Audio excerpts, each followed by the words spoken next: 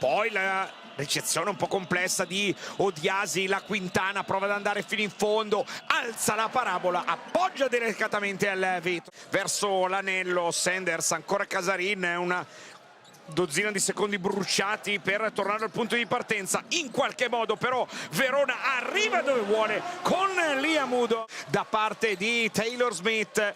Holman in post, 6 contro 6, il duello di maglia di Verona, e Brescia lo affida in questo caso a Eric Holman. Il pallone nelle mani di Sanders, ancora il taglio di Udom, il canestro del pareggio.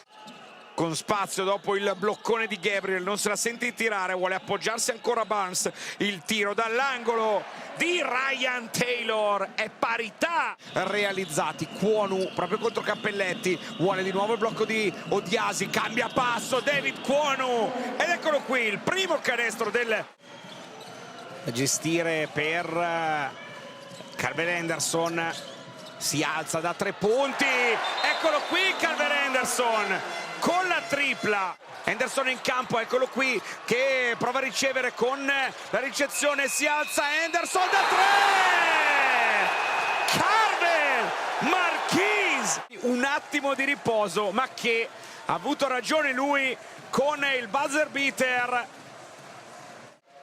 Erotti sulle tribune della GSM Forum di Largo Olimpia, il pallone ancora per Calvin Henderson, Taylor Smith, di nuovo la difesa di Moss a cancellare Cappelletti anche a tutto campo letteralmente. Johnson appoggia con la mano sinistra per il 10° punto di Xavier Johnson. Il pallone adesso è per Gabriel, gran gioco di collaborazione.